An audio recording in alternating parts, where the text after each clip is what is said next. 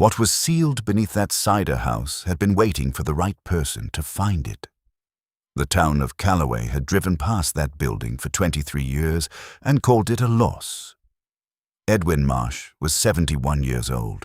He spent 41 years as a mason. When his son was finished, Edwin had $38, a duffel bag, a gray cat, and one folded piece of paper. His children took everything else. The house went to his son. The savings went to his son. The truck went to whoever asked first. What remained was a deed to an abandoned cider house assessed at almost nothing, half its walls in rubble, the roof open to January sky. Edwin walked in alone and read those walls the way a mason reads stone. He did not see ruin. He did not see loss. He saw something nobody else had seen in 23 years. What he found behind one of those walls changed every calculation his son had made. But I need to take you back to the beginning. Edwin Marsh was 71 years old and had been a mason for 41 years. Not a bricklayer, not a contractor, a mason. There is a difference, and Edwin had spent 4 decades making it plain. He had built chimneys that drew perfectly on the first fire. He had laid foundations in 3 counties that had not shifted a millimeter in 20 years. He had rebuilt a stone bridge outside Calloway that the county engineer had called a loss, and Edwin had called a Tuesday. His hands read stone the way other men read print, feeling the weight and grain and the specific stubbornness of each piece, understanding before he touched it where it wanted to go. He retired at 68 because Lenora asked him to. Not because she needed him home. She had her own work, her own rhythms, her own way of filling a house. She asked because she said she wanted to take a trip and she did not want to take it without him. They drove to the coast. They ate fried fish from paper boxes on a wooden pier. Lenora sketched everything she saw in a small notebook she kept in her coat pocket, the way she always had, the way she had since Edwin first met her at 22 and found her drawing the floor plan of a building she had never been inside just because she liked its windows. She died 14 months after he retired, a thing in her blood that announced itself late and moved fast. Edwin did not talk about it much after. There was not much to say that the silence did not already say better. He kept working after she was gone. Not for money. For the same reason you press on a bruise. He repointed the exterior of the Methodist church on Larimer Street for free. He rebuilt a collapsed garden wall for the Hendersons on the Old Mill Road and refused payment twice before taking a jar of honey and a handshake. His hands needed to be doing something that required them to think. Stone required thought. Every piece was its own problem and its own solution, and Edwin had never gotten tired of that. Craig came to him on a Thursday in October, 2 years after Lenora died. He sat across from Edwin at the kitchen table with a folder of papers and an expression Edwin had seen on contractors before. The expression of a man who has already decided and is now explaining. Craig said the house was too much for Edwin to manage alone. He said the property taxes were becoming difficult to service. He said there was a very clean motel on Route 9 that had a breakfast option and a community room and would be much more appropriate for where Edwin was in his life. Edwin looked at his son. He said, "This is my home." Craig said, "Dad, we have talked about this." They had not talked about it. Craig had mentioned it twice in passing. Once at Thanksgiving and once in a phone call Edwin had mostly listened to while watching a cardinal on the feeder outside the kitchen window. Joanne was on the phone during the conversation. Craig had called her in so she would be present. She was present on the screen, propped against the fruit bowl, her face in a small rectangle, her hands somewhere Edwin could not see. When Craig laid the folder on the table and slid it toward Edwin, Joanne looked away from the camera. Not at anything in particular, just away. Edwin noticed that. He noticed the specific direction of her eyes and the specific moment she chose to move them, and he did not say anything about it because there was nothing to say. He signed what Craig put in front of him. He did not know at that moment what else to do. He was 71 years old, and he had just watched the house he built his life in get folded into a real estate document. His hands were on the table, and he kept them flat and still, which was the only thing he could control right then. Craig drove him to the motel on Route 9 the following Saturday. Edwin brought the duffel bag and compass in a carrier and the piece of paper he had carried in his shirt pocket for 11 years. Craig carried one box to the room and said he would come back for the rest, and did not come back. The motel room was 11 feet wide. Edwin measured it on his second day because he needed to know the dimensions of where he was. The bed had a polyester cover in a pattern of diamonds. The window looked at a parking lot. Compass sat on the sill and tracked the movement of cars with patient yellow eyes. Edwin counted the money he had, not including what Craig was managing from the house sale, his own money.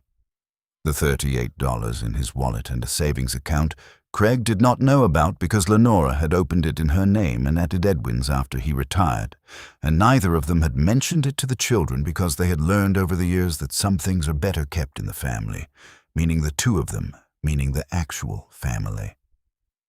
$812.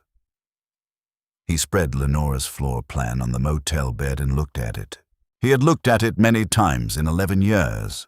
It was a drafting quality sketch of a building she had found in the county land records while researching something else entirely. The way Lenora always found things, sideways and accidentally, following a thread until it became something worth following on purpose. She had been looking into the old orchard operations north of Calloway when she found the cider house listed in a property survey from decades back. She had drawn it from the description in the survey. Ground floor, processing room, stone walls, a lower level, an underground fermentation vault that the survey noted had been sealed when the operation closed. She had drawn the vault in the center of the plan. Inside the outline, she had written something in her smallest hand, something Edwin had noticed over the years, but never made out clearly in the fold-worn paper. He had always meant to look closer. He had always been about to. He put the floor plan back in his pocket and called the county assessor. The cider house was assessed at $4,200. It had been empty for 23 years. There were 2 liens against it from a drainage project that had been abandoned in the 90s.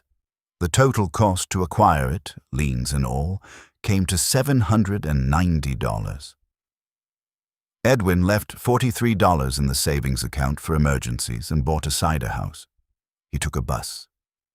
It was the only way. He got off at the county road and walked the remaining 1.5 miles in January, cold with the cat carrier in one hand and the duffel over his shoulder and the floor plan in his pocket next to his sternum. He saw it before he reached the gate. Half the east wall had collapsed inward, the stones spread across the processing room floor in a rough rubble field.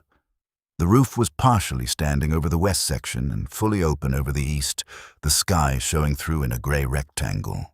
The door frame was intact. The threshold stone was a single slab of local field stone, 4 inches thick, with a mason's mark cut into the lower left corner. Edwin crouched and ran his thumb over the mark. Someone had built this with intention. Someone had cared about the quality of what they were making. He stood up and looked at the walls that were still standing. The coursework was excellent. Whoever had laid these stones had understood them. The mortar had weathered but had not failed at the structural joints, only at the surface, only at the exposed faces where 40 years of freeze-thaw had worked at the pointing. Edwin looked at the load path through the standing walls and saw that the structure was fundamentally sound. The collapse of the east wall was not a failure of the masonry. It was a failure of the drainage. Water had found a low point behind the wall, frozen and pushed. The stones themselves were fine. They were exactly where they had always been in his understanding of the world, waiting for someone who knew what to do with them. He let Compass out of the carrier. The cat walked the perimeter of the processing room with its tail raised, reading the space the way cats do, methodically and without hurry. Edwin unfolded the floor plan by flashlight that first night and held it in both hands and looked at it for a long time. He had carried this paper for 11 years. He had looked at it dozens of times, and somehow, in the shifting light of the flashlight against the stone floor of the building Lenora had drawn from a land survey description, he finally looked closely enough at the vault outline in the center of the page to make out the letters she had written inside it. His name, in her handwriting. Edwin. In the smallest letters, fitted inside the outline of the underground room the way you would write a word when you are not thinking about writing it. The way you write someone's name when they are on your mind and your pen moves without permission. He sat with that for a long time. Compass came and put its head against his knee, and he put his hand on the cat and sat there in the cold of the building Lenora had sketched 11 years ago, and felt something that was not grief and was not happiness and was not hope exactly, but was perhaps all three pressed together into something that did not have a simpler name. He slept on the stone floor with his coat over him and the cat on his chest, and in the morning he started work. His first need was mortar. He had no tools, no materials, no transport. He had a trowel he had kept in the duffel bag because he had kept a trowel in a bag his entire working life and had not thought to take it out. He had the floor plan. He had a mason's eye that had not taken a day off in 41 years. He walked to Calloway. It was 1.5 miles, and he walked it in January cold and went to the hardware store on Main Street and looked at the inventory and did the arithmetic in his head and identified exactly what he needed to stabilize the standing walls before anything else. Mortar mix, a pointing iron, a hawk, a bucket. The man behind the counter was Bert Hooper, 63 years old, thick through the shoulders, the kind of quiet that comes from running a business alone for 30 years and knowing that most questions answer themselves if you give them a moment. Edwin told him what he needed. Bert wrote it down without comment. Then Edwin said he needed to run a tab. He said he was working on the old cider house on the county road, and he did not have the money up front, but he had the skill and he had the intention, and if Bert wanted a reference, he could call the county engineer's office and ask about the Garrison Road Bridge project from 2006. Bert looked at him for a moment. Then he said, "I know that bridge. I drove across it this morning," he said. "Come back this afternoon and the materials will be ready." He did not mention interest. He did not mention a payment schedule. He wrote nothing down about the debt. He simply set a bag of mortar mix against the wall behind the counter and nodded at Edwin the way one tradesman nods at another, meaning, "I see what you are, and that is enough for today." Edwin walked back the 1.5 miles. On his third day, he was repointing the exterior of the standing west wall, working from the base up the way you work masonry, establishing the foundation of the repair before touching anything above it. His movements were not the movements of a man learning or a man following instructions. They were the movements of a man for whom the tool is an extension of thought, who does not look at his hands because the hands already know. Bert drove past on his way to a delivery. He slowed and looked out the truck window. He did not look at the wall. He looked at Edwin's hands, at the way Edwin loaded the hawk without looking at it and set the mortar with a specific relaxed pressure that only comes from 40 years of understanding exactly how much force the stone wants and exactly how much it will refuse. Bert watched for 60 seconds and then drove on. That evening he came back with a second bucket and a bag of aggregate he said he had ordered too much of. He set them against the cider house wall without asking to be thanked and drove away again. Edwin understood what that meant. It meant the tab was not a favor. It meant the materials were not charity. It meant Bert had looked at him on that wall and seen a craftsman and was responding to the craftsman, not to the old man in a motel room who needed a hand. That distinction mattered more than Edwin could easily say. By the end of the second week, he had repointed all the standing exterior walls and begun the process of sorting the fallen stones of the east wall by size and face quality, organizing them against the standing west wall the way you organize a vocabulary before you write a sentence. Every stone was inventoried. The ones that had fractured in the freeze-thaw collapse were set aside for fill. The ones with clean faces and true corners were stacked in courses in the order they would be relaid. Edwin moved through this work with the same unhurried precision he had brought to every project in 41 years, and the work moved with him the way good work moves with a good mason, without drama, without wasted motion, without any performance of effort. He had been there 11 days when the storm came in. It was the kind of January storm that does not announce itself adequately. By midday, the county road was invisible under 8 inches of snow, and the temperature had dropped past the point where the cider house interior, with its open eastern ceiling, was genuinely dangerous. Edwin built a fire in the processing room using scrap wood he had pulled from the collapsed roof framing and did what he could about the draft, and told Compass to stay close. The girl appeared in the doorway just after dark. 16 years old. Later he would learn. She was soaked through and shaking, and her shoes were wrong for January, wrong for walking any distance, wrong in the way of someone who had left somewhere fast and without a chance to plan. She had a backpack that was also soaked, and one earbud still in her left ear, the wire hanging free, connected to nothing. She stood in the doorway of the cider house and looked at Edwin and the fire and the cat and said, "I am sorry, I did not know anyone was here." Edwin said, "Well, now you do." He moved so she could get closer to the fire. He gave her the coat from his duffel bag, the spare one, the heavy one Lenora had bought him the winter before she got sick, because she said his other coat did not respect winter properly. The girl put it on and pulled it around herself and sat on the stone he had set near the fire as a seat and did not speak for a while. Her name was Mira. She offered it eventually, in the way of someone who has gotten used to deciding how much to give and in what order. After a while, she looked at the cat, who had come to investigate her shoes with professional interest. She said, "Does he have a name?" Edwin said, "Compass." Mira looked at the cat. Then she exhaled, a long, slow breath, and something in her shoulders dropped a 1/4 inch in a way that made it plain she had been holding something in for a while and had not found anywhere safe enough to put it down until right now. Edwin made no comment on that. He was not a man who narrated what he observed. He simply noted it, the way you note the condition of a wall before you begin work on it, and let it inform what came next. She stayed. Not because Edwin asked her to. He did not. He offered the one finished room he had completed in the northwest corner of the building, a small square space with a solid roof and a gap he had filled with repurposed board and a piece of old canvas, sealed well enough to be warm. He said she could use it until the storm broke and she knew what she was going to do next. She stayed 3 days past the storm and then 3 weeks past that, and Edwin did not comment on the timeline because it was not his place to, and because the work she contributed was worth commenting on, even if he did not comment on that either.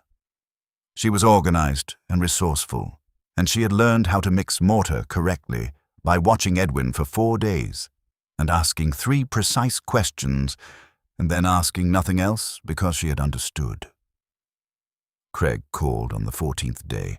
Edwin was in the middle of relaying the east wall base course, and he answered because he was between stone placements, and he had the phone in his pocket, and it rang.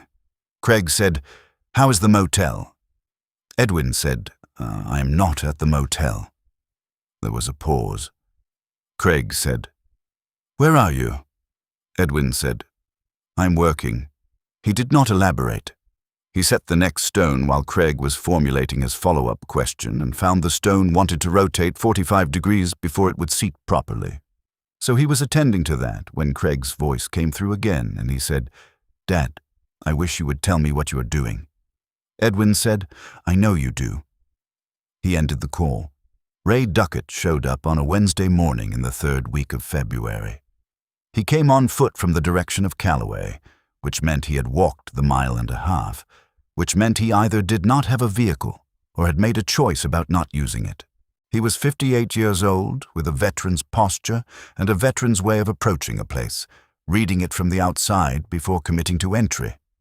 He stood at the gate for a moment, looking at the work Edwin had done on the east wall, which was now 2/3 rebuilt, the new stone courses sitting clean and level against the old standing work, the pointing tight and weathered-looking already because Edwin used a mix that aged well. He said, "That is good work." Edwin said, "I know." He was not being arrogant. He was being accurate. The wall was good because he had not permitted it to be anything else. He had spent the first 3 days doing what most people would not have thought to do, which was nothing visible. He had walked the entire perimeter of the standing structure and pressed his palm flat against every course of stone at intervals of approximately 18 inches, reading the subsidence and the settlement and the specific signatures of stress in the old masonry, the way a doctor reads a body, looking for what the surface was not saying. He had traced the drainage path of the collapsed east wall with a stick in the dirt, following the water's logic, understanding what it had done and why, so that when he rebuilt that wall, it would not happen again. He had dug a shallow drainage channel along the east exterior with a tool he fashioned from a bent piece of roof iron, diverting the natural grade away from the building's base. None of that work looked like anything from the road. None of it showed. It was the kind of work that announces itself only years later by the absence of a problem. Then he had begun on the mortar. He mixed it dry first, getting the ratio right in a bucket, adding water slowly, feeling for the correct consistency the way you feel for it, not measuring, not following a chart, knowing it from the resistance against the mixing stick and the way it released from the sides of the bucket when it was right. It was right on the second mix. It had been right on the second mix for 40 years. Ray said he had heard in town that someone was working on the old place and that he had a lapsed contractor's license and 2 working hands and not much else at the moment, and he was asking, was there work to be had or not? Edwin looked at him for a moment.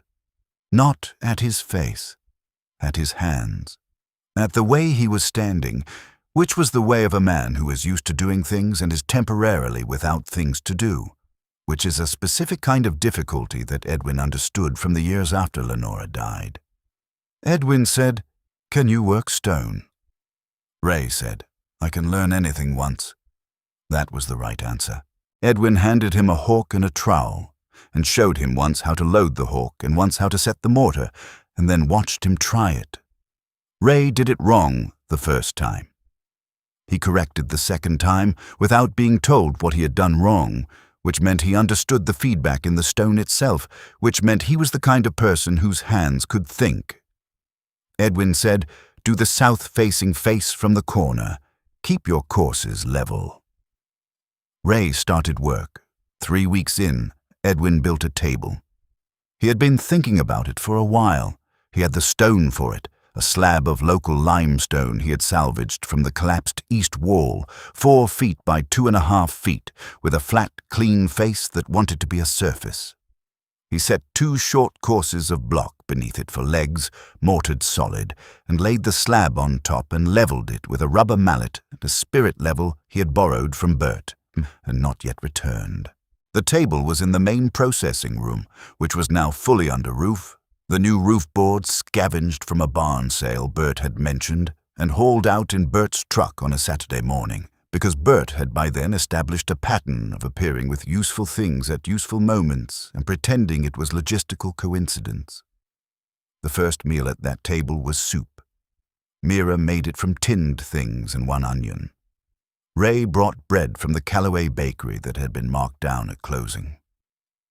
Edwin contributed nothing to the meal except the table and the room and the fire in the corner, which was perhaps the more important contribution, and which Mira acknowledged by giving him the end of the bread without asking whether he wanted it. The 4 of them sat at the stone table. Edwin, Mira, Ray, Compass on the floor underneath, interested in the bread situation. The fire was going. The new roof was holding. Outside, the January sky was doing what it did, which was its own business. If you have made it this far into Edwin's story, hit subscribe, because what happens next is the part I've been waiting to tell you. No one spoke much. That was fine. Edwin had never required conversation to feel the quality of a moment.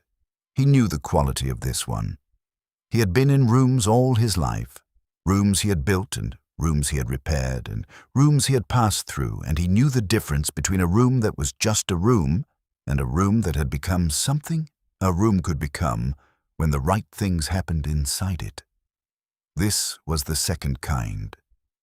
There was a period before the vault discovery that was quieter than what came after, but no less important. Word had been spreading through Calloway the way it spreads in a town that size, which is not through any single channel, but through the convergence of small observations. Claudette, the retired postal worker, had told her husband. Her husband had told the men at the diner. The men at the diner had various opinions about what an old man was doing to the county road property, and most of those opinions were skeptical, and one of them was not. The one that was not belonged to a retired stonemason named Phil Garrett, who had worked out of Calloway for 30 years before his knees gave out.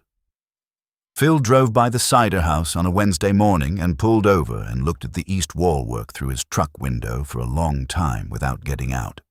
He drove back on Thursday with a bag of sand and a new hawk still in the plastic and left them at the gate without knocking. Edwin found them when he came out for water. He stood there for a moment looking at the hawk. He knew what it meant. He knew the grammar of that kind of gesture. It was not charity. It was acknowledgement. It was one craftsman saying to another, "I see the quality of what you are doing, and I am behind it." He took the hawk inside and hung it on a peg he had mortared into the west wall. By March, there were casseroles appearing at the gate. He was not sure who left the first one, but it arrived covered and still warm one evening while the three of them were inside. Mira brought it in without comment, the way of someone who has learned not to name comfort too quickly for fear of frightening it away. She set it on the stone table and got spoons. By April, there were 2 retired contractors from the south end of the county showing up on Saturday mornings with tools. They came without calling ahead. They simply appeared at the gate in the way of men who have worked their whole lives and find the absence of work genuinely painful. Edwin put them on the roof framing repair, and they completed sections without instruction beyond the first 10 minutes and came back the following Saturday. Craig called again on the following Tuesday. Edwin was below ground level, which is where the story changed. He had been clearing rubble from the northeast corner of the processing room floor, working toward the area the floor plan indicated was the vault entrance. The floor plan, Lenora's hand-drawn plan, showed a stone staircase dropping from the processing room into the underground fermentation vault, and the county survey had described a set of steps in that location before the operation had closed and sealed the lower level. Edwin had not found the steps yet. He had been finding rubble. He had been finding 23 years of accumulated debris over what had been the stone stair landing. Craig had called once before in this period. Edwin had answered. Craig said he had heard in town what Edwin was doing and called it admirable and offered to help him think through the legal and financial questions involved. Edwin said he had been a mason for 41 years and knew what he was getting into. He ended the call. This second call Edwin let ring. He was mid-course on a repair, and the stone was telling him something and the phone could wait. On that Tuesday morning he moved a particular stone, a substantial one, the kind that does not move easily, and found nothing beneath it except depth. Clean air rising from depth, cold and smelling of stone and time, and the particular enclosed smell of a space that has been waiting. He reached the steps on the afternoon of the same day. They were intact.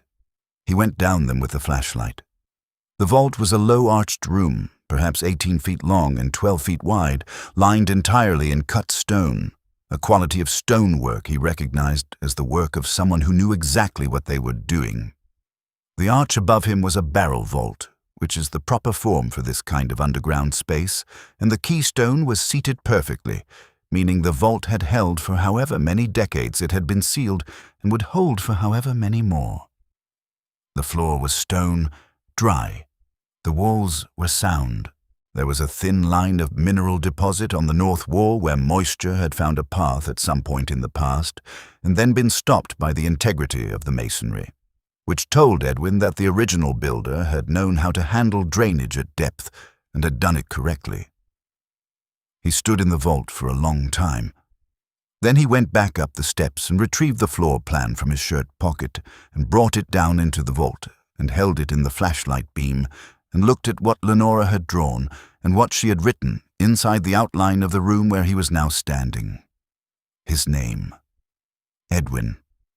In the smallest possible letters, written inside the vault shape, the way you write a word when you are not thinking about writing it, the way a pen moves when the mind is elsewhere and the hand goes on its own.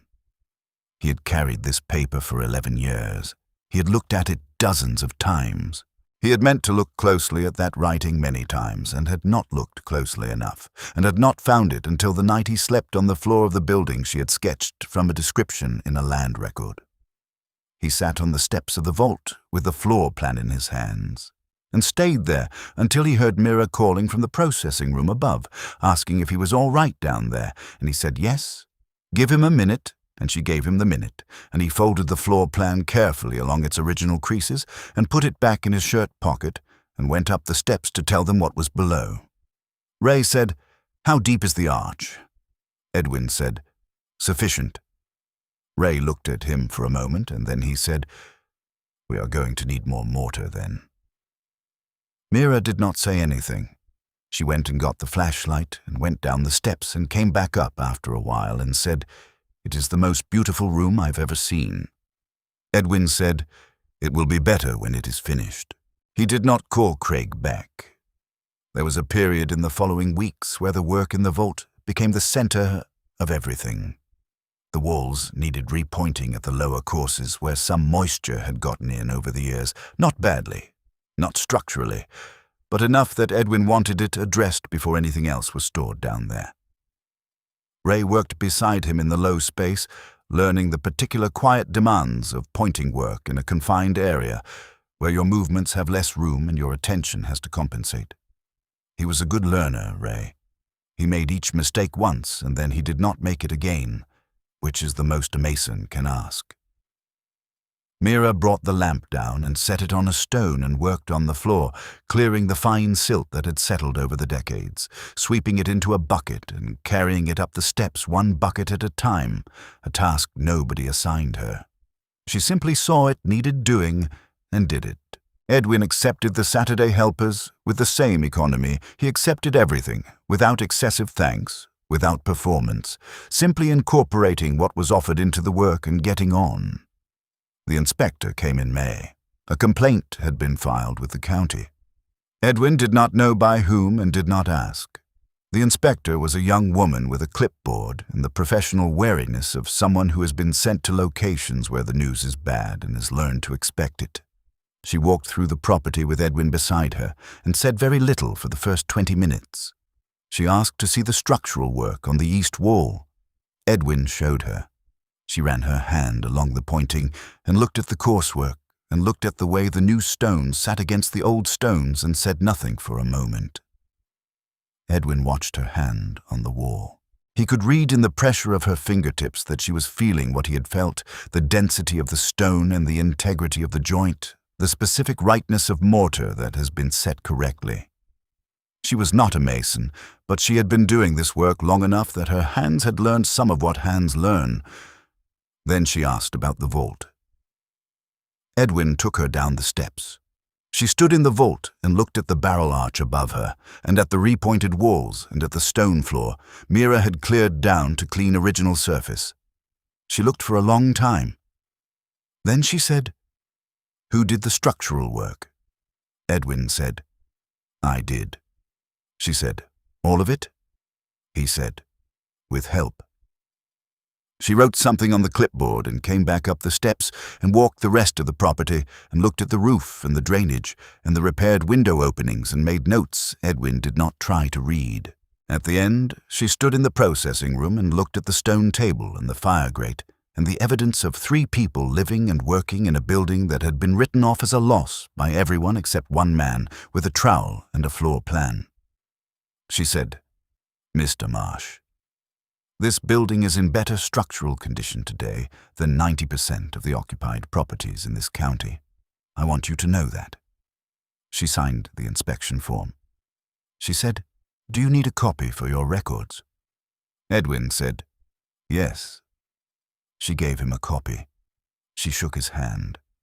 She looked at the vault entrance once more from the top of the steps and said something under her breath that Edwin did not quite catch. and he did not ask her to repeat it because the expression on her face said everything the words would have said anyway. The town council meeting was in July. Councilwoman Pat Eberly had driven by the cider house in April and gone home and done some research and come back with 2 other council members and a reporter from the county paper.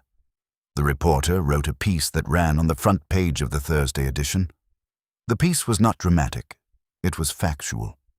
It described what the building had been, what it had become, who lived there, and what had been found beneath it. It mentioned Edwin's 41 years as a mason. It mentioned the barrel vault. It mentioned the floor plan. It did not mention Craig, and it did not mention the motel on Route 9 because Edwin had not mentioned those things, and the reporter had not pressed.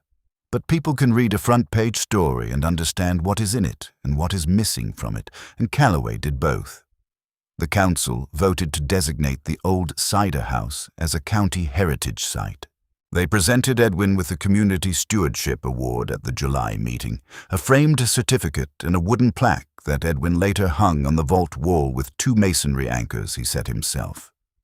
He did not make a speech. He stood at the podium and said thank you and sat back down. Mira, sitting 2 rows back, put her hands together and kept them together for longer than the rest of the room. Ray, sitting beside her, did not clap. He nodded. That was his way. Craig arrived on a Saturday in August. He drove up the county road and parked outside the gate and walked in and stood in the processing room and looked at what had been done, and looked at the stone table and the plaques on the wall and did not say anything for a while. Then he said, "This is incredible, Dad. I had no idea. I want to help.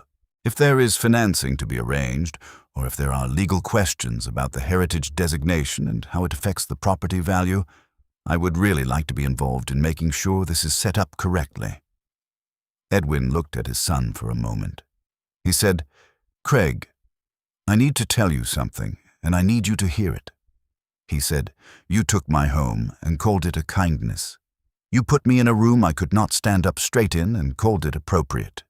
You did not come back. You did not call for 3 months. You did these things and you told yourself a story about them that made them sound reasonable, and I know you told yourself that story, because that is the only way a person can do what you did."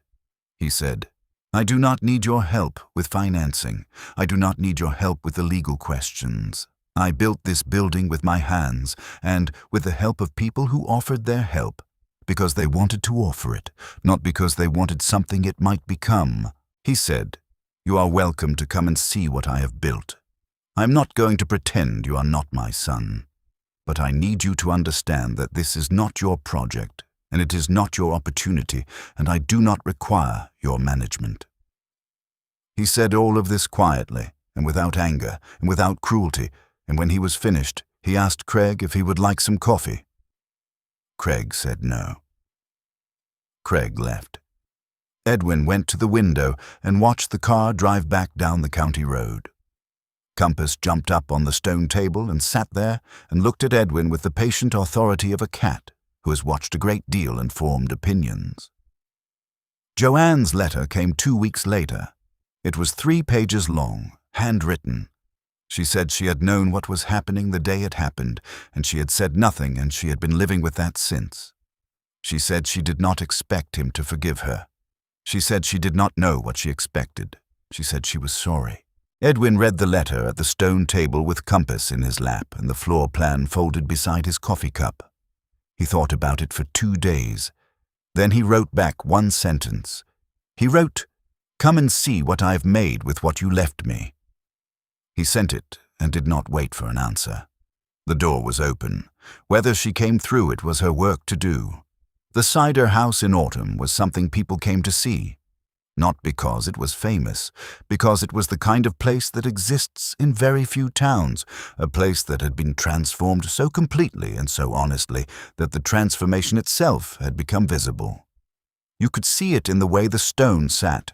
You could see it in the vault, which Edwin had opened to the public on Saturday mornings and which drew people from the surrounding counties who arrived and went down the steps and stood in the arched stone room and said very little, because very little needed saying.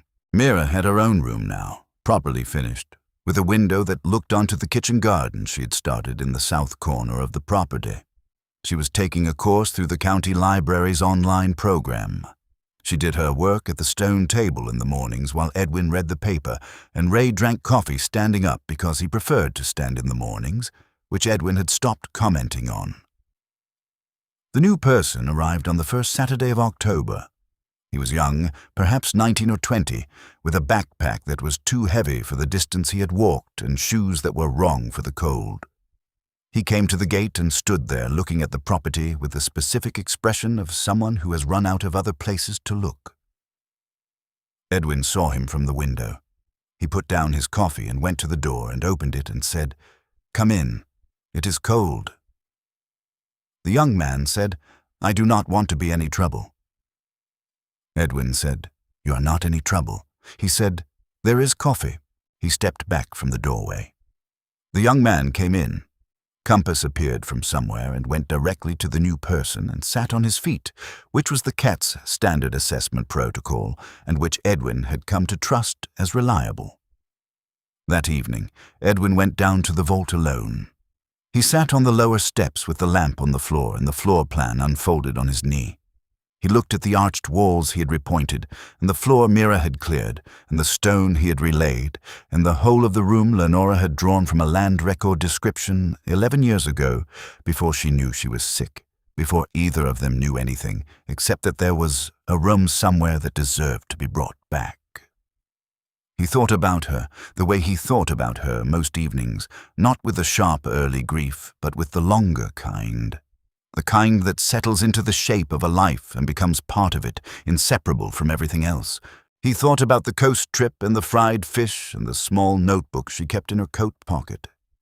He thought about the way she had found this building sideways, following a thread in a land record that had nothing to do with what she was looking for, the way she had always found things. He thought about her sitting at the kitchen table with the pencil moving and the paper filling up, sketching a building she had never been inside because she liked the idea of it, because she believed it deserved to be imagined. He looked at his name in her handwriting, inside the vault outline, in the smallest letters she had ever written. He had been building toward this room his whole life. He just had not known whose hands drew the map. He built this, all of it, from a single piece of paper and the knowledge his hands had kept for him all the years he was not using it. And now it stands, and it is full. Take a moment and tell me how that lands for you. Whatever you felt sitting with Edwin's story, share it in the comments. There is no wrong answer, and there is no feeling too small to name. And tell me where you are watching from today. I want to know how far this community reaches and which corner of the world brought you here. One more question, and this one is from the story itself. Did someone in your life ever hold something for you without knowing they were holding it? A skill, a plan, a belief in what you were capable of, something they carried quietly and you only found out what it was after they were gone? Tell me about that person if you are willing. I think the comments on this one are going to be worth reading. Thank you for staying all the way to the end of Edwin's story. The next one is coming soon, and I have a feeling it is going to stay with you.